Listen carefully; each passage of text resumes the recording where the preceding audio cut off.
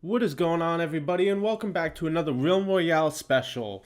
Today we're going to be talking about some tips and tricks that can help you improve your gameplay. Hopefully they do help. If they do, make sure to hit the like button down below and subscribe to the channel. And let me know down in the comment section what you want to see in the next series. So without further ado, let's go ahead and get into it. First off, one of the most important things is finding the right class for you. Every class has different perks, different pros, different cons. When I first made my very first video regarding classes, which is something I would recommend checking out if you haven't yet found the perfect class for yourself, I'll put the link down below in the description to that video. But when I started, I loved the mage just because of a few of the perks that it had with the abilities. But after playing for, 10, 20, 30 matches, I realized the mage really only has one good ability, which was the fly, in my opinion. Now, others may think that's wrong, but in my opinion, it has more defensive abilities where you can block attacks, kind of get away, different things like that. I'm more of an offensive player. I'm more, jump right into the middle of the battle and go get him type of player.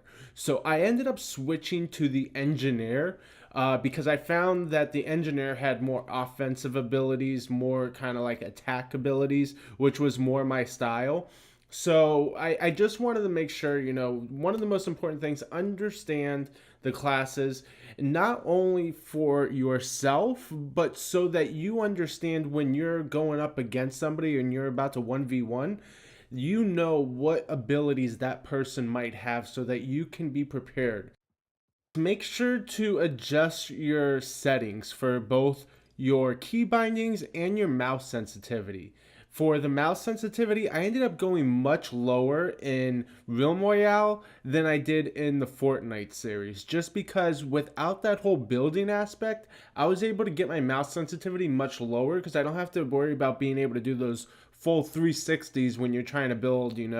So play around with the mouse sensitivity, definitely, and make sure to rebind the keys as well in this game. They are set up pretty good for, for getting to understand them, but I was able to bind some of them to my mouse buttons as well, like a few of the abilities. Ability 1 and ability 2. I left the primary ability at F, but the other two abilities that you get to choose from, I actually went ahead and I bound them to my mouse button. The next tip I have to say is if you're not comfortable with switching weapons using the 1 and 2, another great thing you can do is actually use the mouse wheel. Unlike other battle royale games, and I'm just going to use Fortnite as an example because, let's face it, about 99% of the people playing this game most likely are coming from the Fortnite scene into the Realm Royale world. So I'm just going to use Fortnite as, most of my examples when you're kind of switching over to this battle royale series.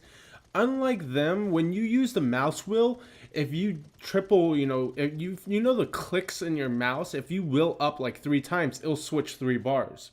In Realm Royale, though, you can mouse wheel up or down as much as you want, and it will only change the weapon 1 time.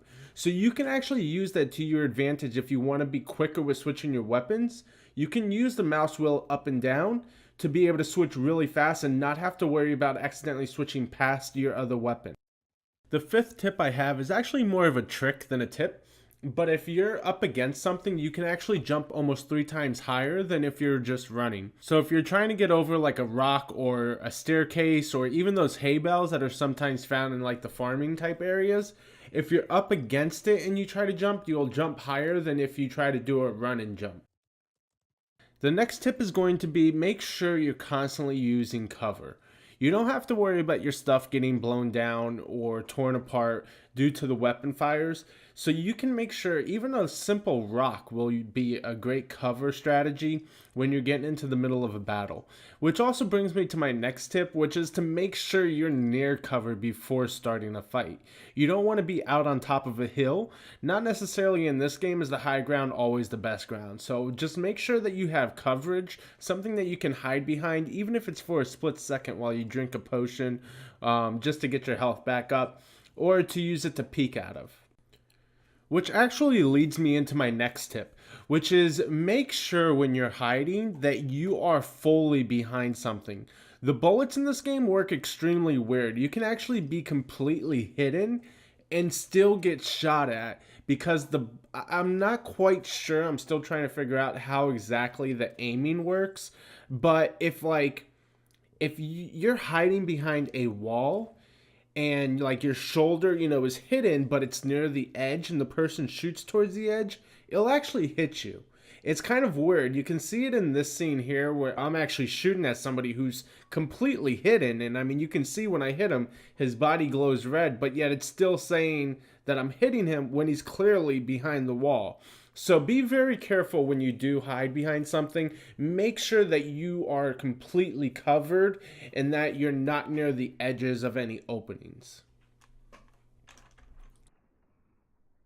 Because the query is so long in this game and you can sometimes wait 3 to 4 minutes just to play another round, I really recommend, and this is a great thing, use the training grounds. Practice makes perfect. In this game, it takes a lot of practice to get used to the mechanics of it.